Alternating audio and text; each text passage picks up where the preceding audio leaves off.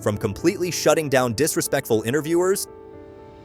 You're what is this? Rock 100.5. This is the worst interview I've ever done. To leaving them speechless or even in tears live on air. I really appreciate it. I hope you didn't take anything personal. No, absolutely not. Okay, cool. Bill Burr's unmatched humor and fearless honesty make him a standout in every encounter. Don't you guys agree? In this video, we'll get into some of the most iconic moments where the stand-up legend turned the tables on rude interviewers with his unfiltered brilliance. Starting with the one where Southside Steve's complete lack of professionalism set the stage for Bill Burr to take total control of the situation. And how Burr responded to Steve's disrespect? It was pure, poetic justice. The interview started with Southside Steve introducing how can you expect an answer without, an actual question first.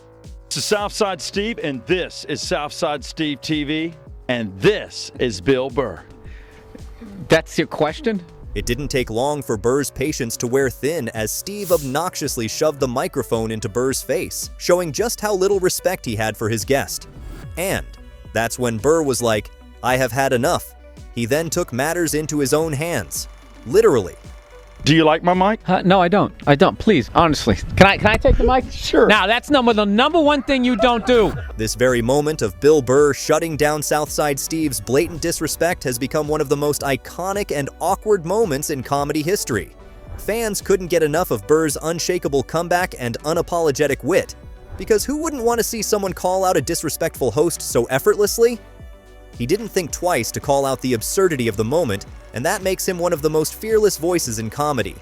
But this wasn't the last time Burr would dominate a disastrous interview. On the Your Mom's House podcast, Christina Pazitsky tried to push Bill Burr's buttons with her unsolicited personal opinion. Yeah, you're full of anger. Because you flog yourself for being vulnerable. The way she threw her opinion out there was clearly an attempt to provoke him and get under his skin, but what she didn't expect was how Burr dismantled her comment in the most classic Bill Burr way, rather than getting flustered or defensive. Would you stop it like you have some sort of psychology degree? 10 years in therapy. So what? I've watched football for 40 years. I shouldn't be somebody's coach. He was like, Bro Heis's response wasn't just funny, it was like a verbal slap to the face. And of course, no hands were involved. Honestly, this one is my favorite one. What an incredible response. I think that's how you handle an unnecessary opinion with style. What a burn, man. In the next incident, radio host Charlemagne the God got himself brutally roasted, which he was totally deserving. It is when Burr was talking about his wife and her unique, undeniable presence. He casually mentioned, "I've only met 2 people in my life who had the same energy as her. One is she, and the other is a guy," just to emphasize how special and unique she truly is. But Charlemagne the God couldn't help himself and rudely interrupted Burr with a completely disrespectful question that completely derailed the sentiment. Hold on, you gotta clear that up. I want to be clear about that. You didn't date the guy. Nothing. No. I just want to make sure. When are black people gonna let go of this homophobia? You always gotta check. Like, what are you doing with your manicured eyebrows? And just like that, Charlemagne was put in his place. This hilarious exchange is a perfect example of how Bill Burr can shut down anyone, even someone as quick-witted as Charlemagne the God, with his unapologetic honesty and sharp humor. You interrupt Bill, especially when it's about something personal to him, and you're going to get a verbal slap right back.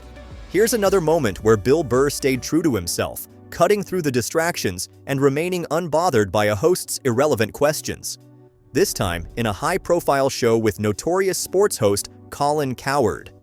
Things started off rocky when Cowherd posed an oddly self-aggrandizing question about his elevated sitting position in the interview room. A lot of people think that they're uncomfortable with my elevation. Are you uncomfortable with it? No, I just see all of your insecurities. And a giant desk.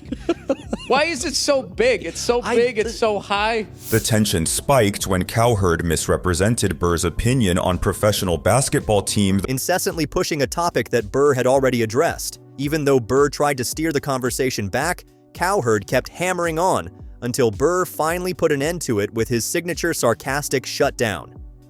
You came right at me just saying my theories stunk. I'm just here to promote a cartoon. I'm a dancing monkey today. And you're coming at me. I don't know anything about hoop. I'm a 5'10" white guy. Burr was there to talk business, promote his work, and he literally kept it real. Like really, What's the point of bringing irrelevant discussions unnecessarily, right? It's no surprise fans love watching Burr tear through egos. His ability to slice through the nonsense with brutal honesty and a razor-sharp sense of humor is exactly why we all love to see him. Now, we have the most epic interview situation where Punchline Magazine editor-in-chief Dylan Godino crossed the line one too many times and at the end paid the price.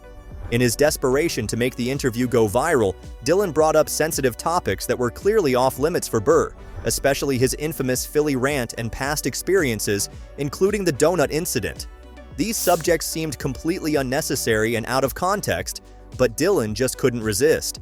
If you have any skills as an interviewer, like Oprah, you could make me cry right now.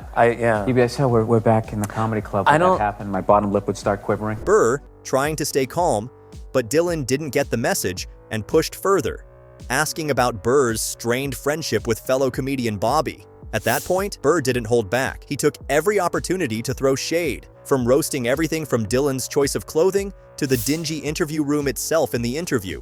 He even shamed Dylan for his way of promoting Burr's DVD, the DVD he came to promote. He took it to this place. I'm not trying to shit on his website. What is it called again?